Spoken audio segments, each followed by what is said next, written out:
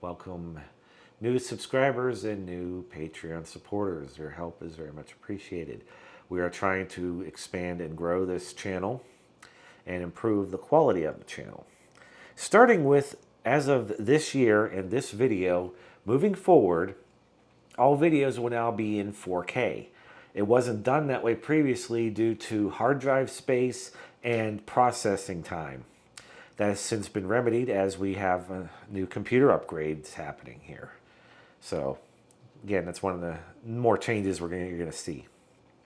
And now on with the video. This is a 1985 RCA XL-100, even though it doesn't say XL-100 on it. This is a very well-known and famous TV, but not in the way you think.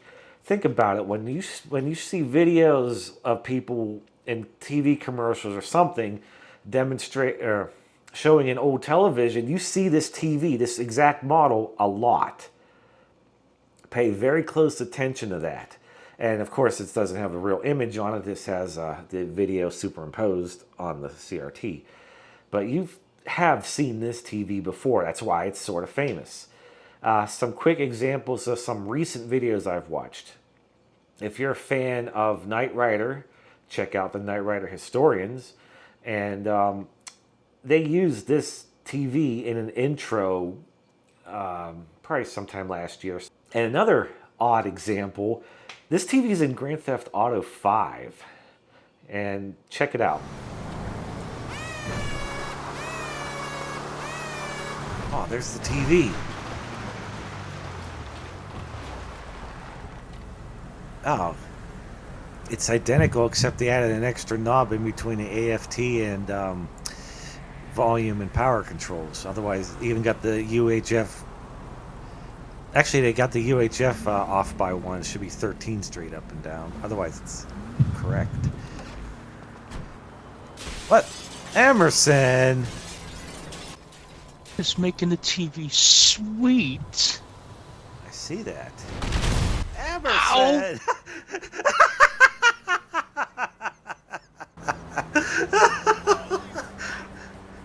Okay, I'm sorry, but that's going to be a perfect video right here. We got it. So, yeah, that was on the billboard there, down to the speaker grill design and everything. And it's just a very classic look, this particular TV. There's a 19-inch version of this as well, but they always use the 13-inch version. This TV was a gift from Lake Nipissing, a friend and supporter of the channel. He gave it to us many years ago when he actually visited us in person here in the States. He's from Canada. So this is a Canadian TV, but it's no different than the US TV. And very much grateful for this. Sorry it took so long to get to it. When XL-100, the name, was introduced in the early 70s, that was a top-of-the-line TV. It stood for Extended Life 100% Solid State Chassis. Okay. Well, since then, since 1976, when Color Track came out, that superseded it, putting this as the entry-level television. So there's XL-100. There's also XL too, to stand for Extended Life, but you had hybrid chassis. Color Track would be the next level up, then Color Track 2000, and then Dementia. So as an entry-level TV, it just has your standard rotary dials. It does have automatic fine-tuning. Controls are down here at the bottom. Also, I noticed like it changed nomenclature. I mean, now it says black, level, and picture instead of brightness and contrast. So real quick, this is the front. This TV has not been powered on and for many years. And we're going to do that in this video. We're going to take the TV apart. We're going to clean it up, clean all the controls. And we are going to readjust everything, give this thing a tune-up, and we're going to put it back together and we're going to polish it with Novus. It already looks pretty clean as is, but it's not my level of clean. There is some dust on it. But overall, it's a pretty in pristine condition television. The only real difference is between the US and Canadian versions is the stickers, the labels on it. The actual model number is EKR330WA, manufactured May 1985. This was right at the end for RCA. GE had already bought them out, and it was only going to be a couple years before they were sold to Thomson. But this is a genuine RCA.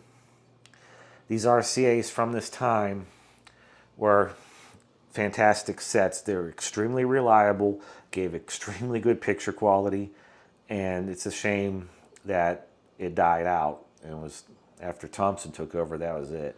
But it does have easy access serviceman controls for bias, drive, vertical height, peaking, which is your sharpness control, your setup switch. But what is missing is the vertical hold control. Nope, no more vertical hold, it's automatic now. Now being an entry-level set, it was more intended this to be used with antenna only and no additional peripherals attached like a VCR video game system. So hence the twin leads. VHF, UHF, you can see where other sets like the Color Track would have had the jumper for 75 ohm and 300 ohm. And cable and normal switch for, obviously, again, higher end Color Track sets. Balun, it stands for balanced, unbalanced load. And its purpose in this set, right here, it'll go from a 75 ohm load, unbalanced, to 300 ohm twin lead balanced load. Impedance matching is important. I saw a video once where somebody didn't even have this on here, and they took the center conductor for the coax, put on one lead, and put the shielding on the other. And it was just full of noise in the picture. And they're like, oh, that's just how these old TVs were. I'm like, no, they weren't. I mean, if you had the Color Track set, you know, it would have had the 75 ohm F-type connector. And once more, here's a close-up of the label. And it's like the older ones still has the focus and your G2 screen controls right here.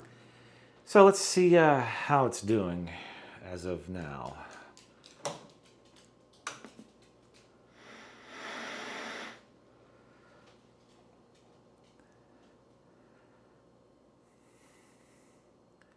Oh, that looks good. Real good. Oh, what happened here? Looks like we'll have to clean the tuner. That's what happened there. Yeah, well, AFT. Let me adjust that. Okay.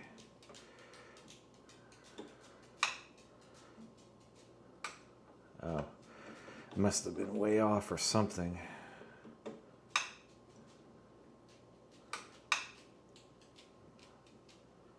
Wait a minute. Oh, that's weird.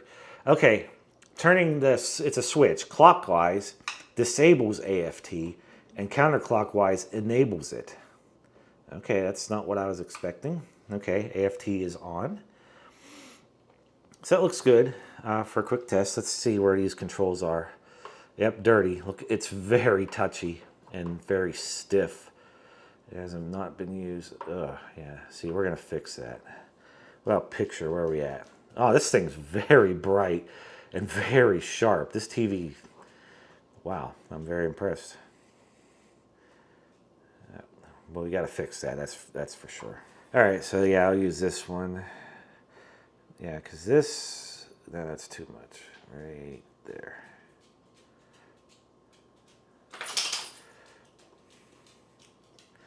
All right, that's how it's supposed to look.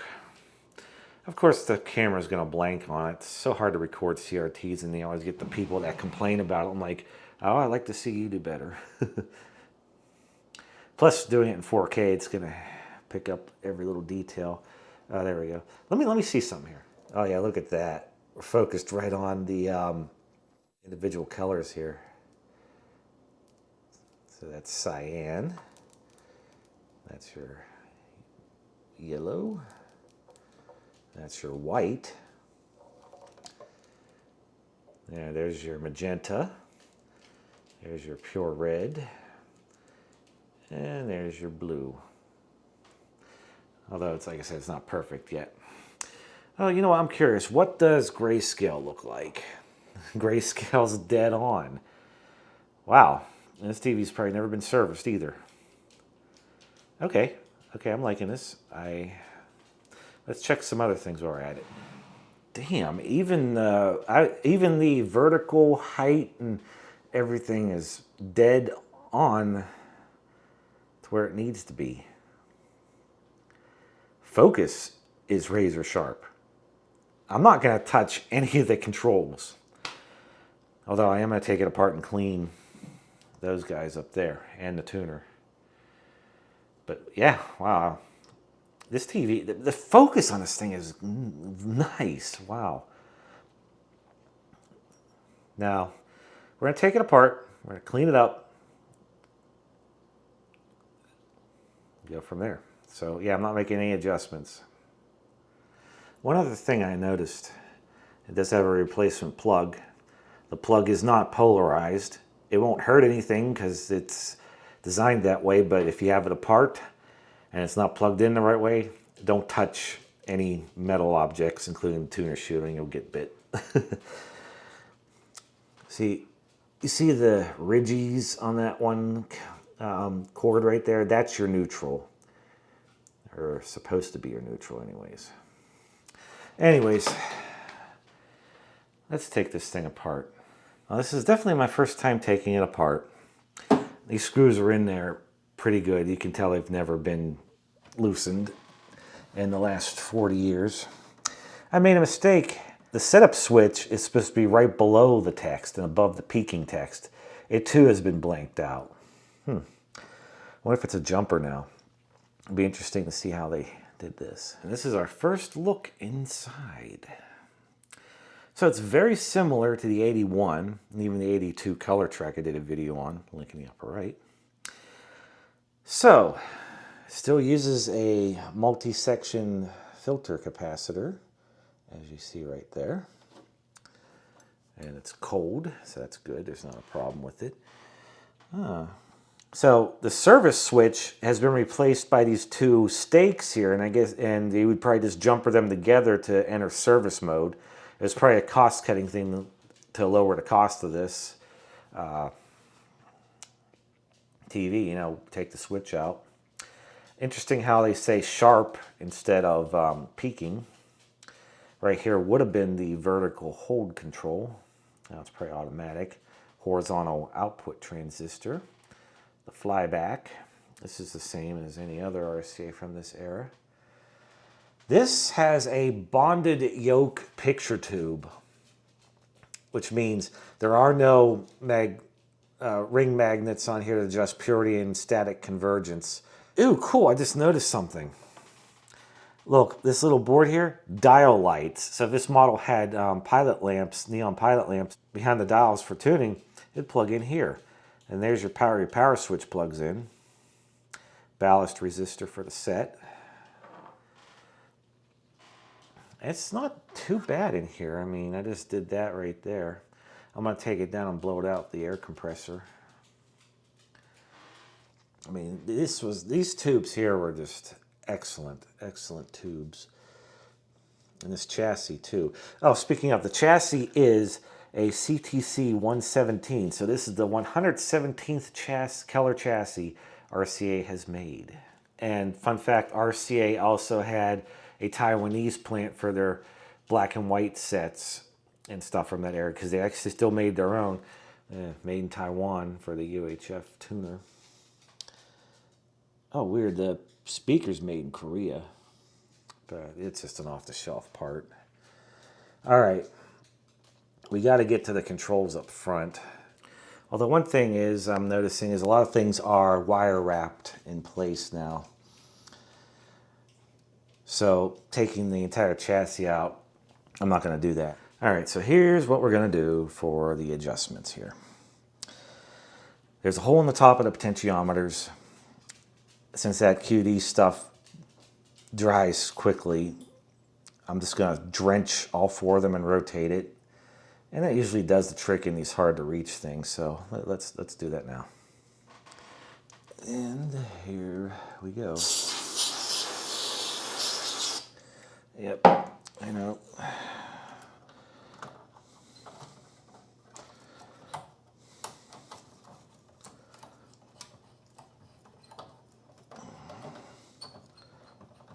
It's freeing them up anyways. I mean, these two are stiff. Try that again.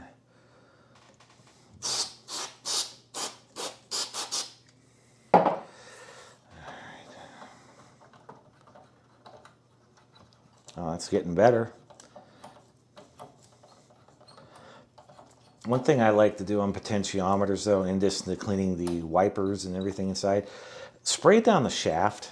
Or in this case, I'm doing it anyways because I'm drenching the thing. You'll be surprised how much old potentiometers loosen up. So on the upper right, or it would be left here, is the volume control. I could easily access the hole in the bottom for the wiper. I'll spray that, and I'll try to spray the AFT switch while I'm at it. As the one thing nice about using this is it dries very fast. You can use a liberal amount and it won't hurt anything. And I'm going to spray the tuner. You don't have to do the UHF because all the UHF is, it's a continuous tuner of click stops. That's all it is. There's nothing, and it's just a tuning capacitor. There's nothing else to it or to get dirty, but the VHF has switches and stuff, including this little switch in the back here. So I'm just going to hose it down and rotate it and go from there. So I wipe the cabinet down with these Amazon Basics wipes. They work very well for this and they dry fine. So our next step is I'm going to take it down to the air compressor and blow anything out around the flyback and stuff. Regulators, horizontal oscillator IC.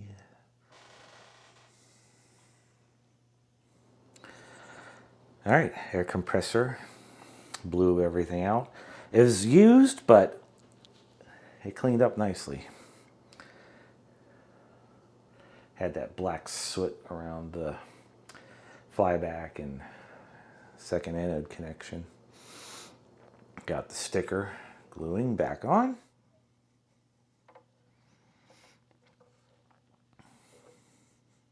Another thing that makes me laugh when people see the older TVs had X-ray problems. No, they didn't. Where that came about was a scare tactic by the media, of course. And that happened in the late 60s because of General Electric and their TVs, where the shunt regulator would fail and cause the high voltage to skyrocket, and that would produce X-rays, and there was no high voltage shutdown to prevent that. That's where that came from. This whole garbage about using old televisions, no. If some people believe anything.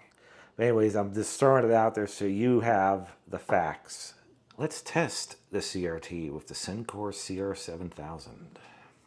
Universal adapter hooked up like that. The picture tube has been confirmed as the A33JKL00X. The only way to put, you can't use any sockets on this one. This piece is glued in place. And so you just very gently bend the pins up just enough to where you can connect the clip leads to. Interesting. This right here is for the focus. That is a spark gap. So if it exceeds a certain voltage, it'll just arc at the ground. And you know when it's failing, it'll make a loud snap in the set. So that's what this is. That's your focus. That said, let's turn it on. Should be a 6.3 volt heater. There you can see the filaments glowing. 6.3 volt. Oh, I gotta set the other parameters too. Bias should be 132 volt. Okay. And what type? Video 2. All right. That should do it. So it's only on filaments. So let's start our test here. No G1 shorts. No heater to cathode shorts. Let's do our cutoff. Yeah, it jumps right up there. Hang on. Oh, it's touchy. As long as it gets into that cutoff region there. Okay, come on, come on, come on. And it just suddenly jumps. Okay. And then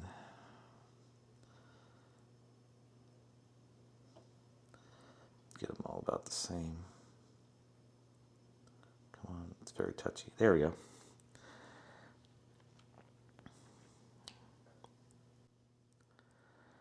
Look, the 3 cutoffs are almost in the same position. So how are we on emissions? It has some use. Look at that. Green gun being the strongest. Red and blue are about the same. I did notice that about RCAs from this era, though. You ever notice they always, when they age, the green gun becomes dominant on it. So this set has quite a bit of use, but despite that, it looks, sharpness on it was nuts. And the grayscale was perfect. Oh, you know what? This is getting better. So I guess that's another thing. How long is this TV sat for? Look at that. It's getting stronger. Yeah, I mean, I know the cutoff's jumping around a little bit. It's real twitchy, but yeah, I have a feeling like I said, I'm not going to stop it here, but it's probably all going to go to 100% within time. I'm not, now like I explained in some of the other videos, reactivate is like a cleaning cycle. It doesn't really, do anything. Oh, look at that, they're almost 100%. Restore is a soft restore. I've done this so many times, and I've never really had one fail on me. The part that'll fail and that's dangerous is the red section. If you put it on Rejuve, that's your last ditch effort, because otherwise it's a 50-50 chance you're either going to fix the tube or destroy it. Either way, you're going to need a new tube. You know, 50% chance you might save it, but how long it's going to last, I don't know. Yeah, it's only 2 bars away from 100%. So yeah, I'm going to call this test done. It's going to read 100% within time if I leave it run. So this is definitely a very good tube. So now you just go through and bend each and every one of these back down. One thing you want to inspect is the solder joints around the neck of the tube. The 1982 color track, that's extremely high hour, I'm assuming a bar TV. The solder joints were all broken around the CRT pins. This looks perfect on this one. Now, we'll attach the focus connection. This goes in there. Wanted to wipe this down, had a bit of that black soot on it. But this piece does come apart on that 82 color track. I popped it apart and cleaned in there because it was pretty bad. This I'm not going to do. This TV's pretty clean considering. And we are in. And here it is, reassembled and polished with that, including the glass. And I put those rabbit ears on, proper rabbit ears. They're properly, the length is proper for lower VHF channels 2 through 6.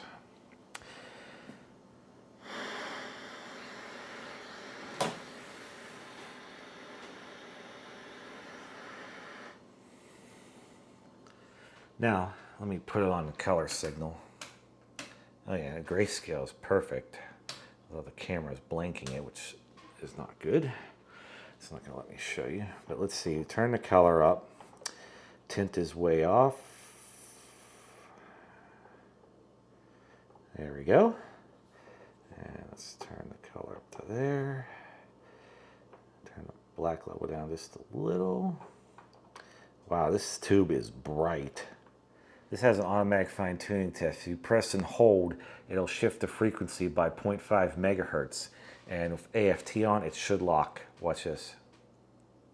You saw it blip, but it locked right back in. It only takes like a fraction of a second to work. Now, if I turn AFT off and I shift it, watch what happens. Dun, dun, dun. Or I shift it the other way. Dun, dun, dun. So, nice little test there to see if your automatic fine-tuning control is working. So now we are going to hook it to a source, and I'm going to let it play for a while. I'm probably going to finish recording this video tomorrow. For you, little bird. Gracias, Senor Speedy. All right, demonstration time. Yes, DVD, I know that's not correct for this TV, but that said, I got a lot of TV series on DVD, which is, you know, a good way to get it. I mean, you can get an entire series and all those bonuses and stuff. I could go on, but anyways, the DVD player that says Go Video on it, I've had this unit. I bought new in 2003, as it was relatively inexpensive for the time. It was like $130 on sale. I originally bought it to output DVD to RF without using an external converter for the old TVs. Well, that said, here it is, 22 years later, still chugging along just fine, including the VCR portion. And you may have seen it in some of my OG videos from 20 years ago. So anyways, here is a TV show that would most likely have been played on this TV when it was brand new.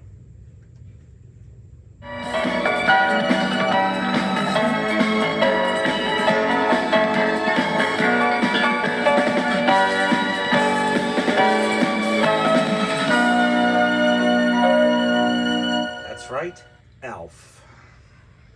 Thursday, A little bit. 6:30 p.m. The 80s were truly a magical time for television. I was born in 82. I wish I was born earlier than that. But that said, the 80s had so many great television shows. And this is a TV show you'll never see today. I mean, for one thing, Alf would no longer be a puppet. He'd be CGI, which totally ruins it right then and there. And the talent to do this, the theme song, come on, they don't even do theme songs today. But yeah, that's my little rant there. It was a magical time back then, and to watch it on the proper TV makes it even better.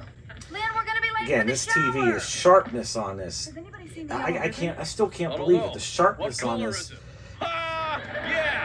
is as good as a Trinitron. It's like razor freaking sharp. RCA really had it down, and unfortunately, out it went with Thompson.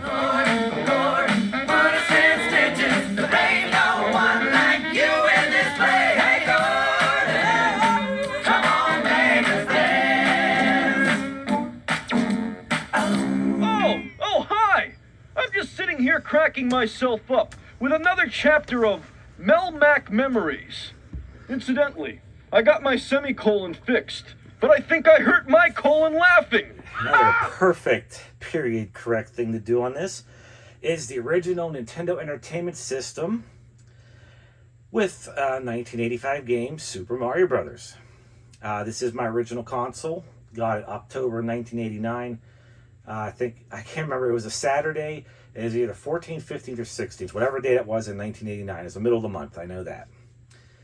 And I'm playing this right now with a NES Advantage that I got Christmas of '89, same year. And once again, this also truly magical time. This TV, RCA TVs, are always really, really good at video games, handling them. Even on RF, it looked picture perfect. No color bleeding. RCA really had it, and then now they went with Thompson.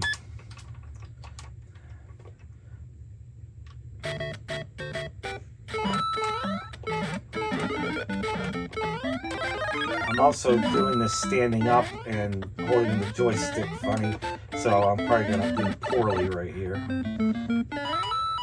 I also like Emerson Colley's description as booga booga booga, booga booga booga, for the music right there.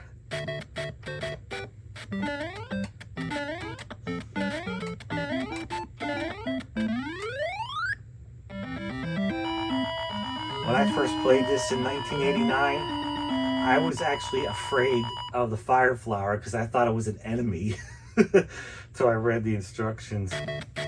You see, before I got my Nintendo, I played Duck Hunt on this. Duck Hunt was the very first Nintendo game I played over at my cousin's house.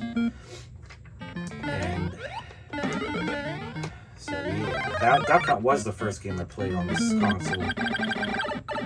Oh, you gotta be kidding me. I was just gonna show something where I leave the turbo on and it shoots them like crazy. But another thing on this NES Advantage, why have a slow button? All it does is pause and unpause the start button. Or, you know, rapidly turn. How can you play like this?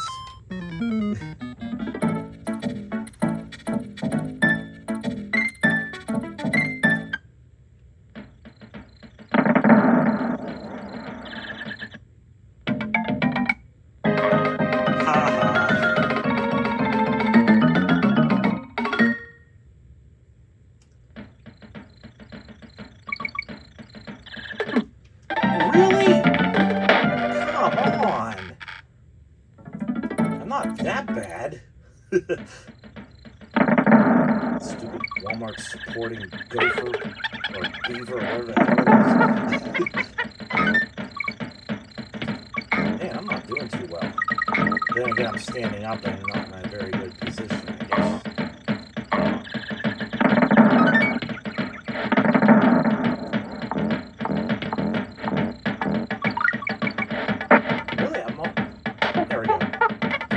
Diddy Kong. Oh yeah, here we go.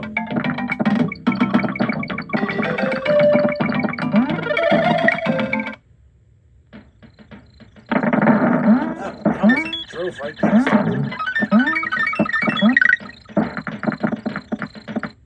I always love the soundtrack in this game.